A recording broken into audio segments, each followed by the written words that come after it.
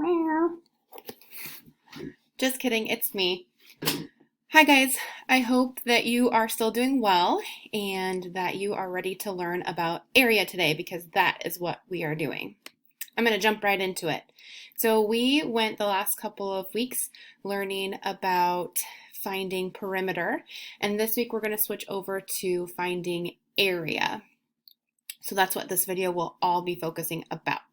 So our target then is I can find the area of a rectangle. So we will be focusing mostly on rectangles throughout our videos, and then specifically today, just rectangles. So in order to do that, we need to know what area means. So area means the number of square units needed to cover a region. That kind of is a complicated definition of that. So simply put, it is the space inside a shape or region. So if I have, for example, this rectangle here that popped up in purple, the outside, that purple line, would be what we've learned about the last couple weeks of perimeter. And then what just filled in there is the area. It's what's inside it. Okay, so that's what we're going to focus on finding what that is, how much space is taken up inside of a shape. So there's two ways that we can do this. We can count the square units inside the shape. So again, if there's a bunch of little squares that's on like a graph paper type thing, then we can count up all those little squares and we know how much space that is taking up. If it gives us the sides, the length of the sides, then we just multiply the length times the width, and that will help us find the area. So I'm going to do a quick model first, and then like we've done in the past, I want you to try it on your own as well throughout the video. So if you don't have your materials yet ready to go, I want you to pause the video and go get something to write with and something to write on so that you can try these with me.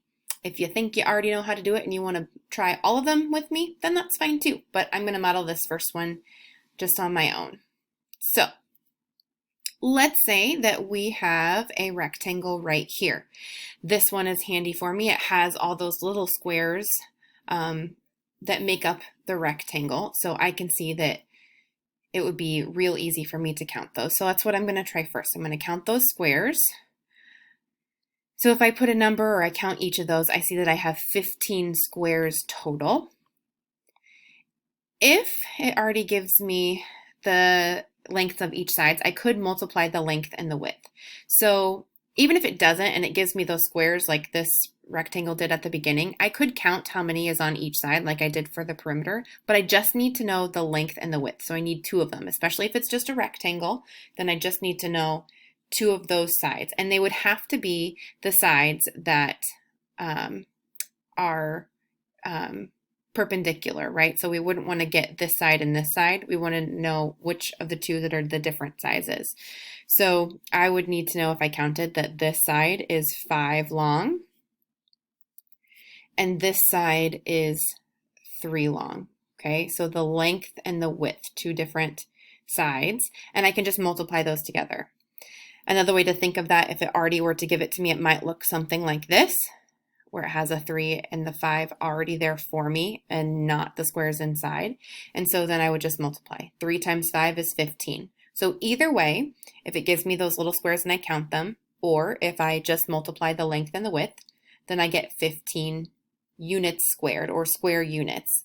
In this video, I don't have necessarily like centimeters or meters or feet, but if a problem gives you that, then you'll have to make sure that you label what the unit you're measuring in, because that's really important. If, for example, I am measuring the area of my yard and I say that it's inches, but it's really feet, it's going to be a big difference between inches and feet, okay?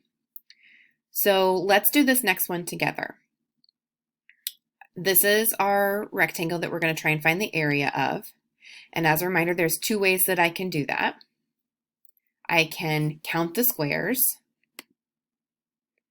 or let me move my head so it's not in the way, or I can multiply the length and the width.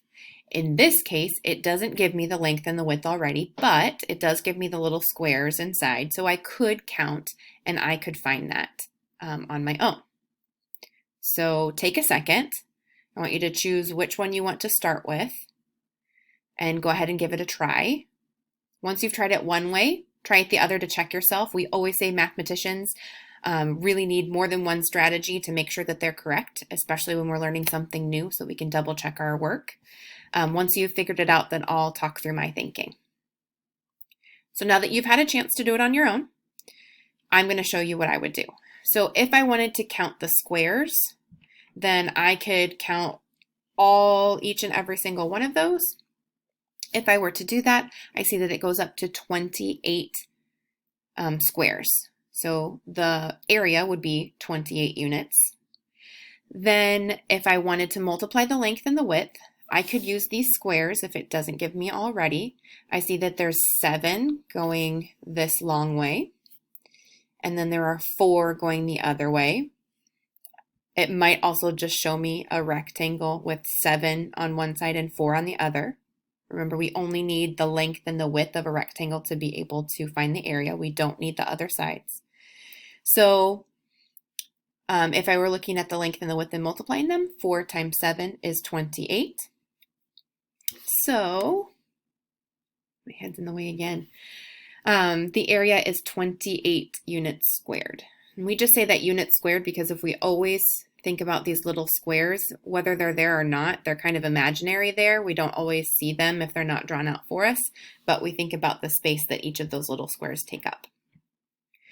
Let's do one more, and this time I want you to try on your own.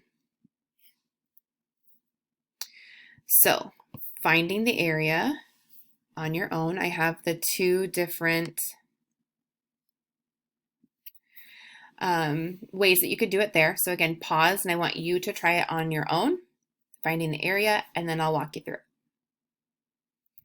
All right, now that you have tried it on your own, I'm going to model my thinking. So one of the ways was counting squares. If I do that, I count all of them, there are 16.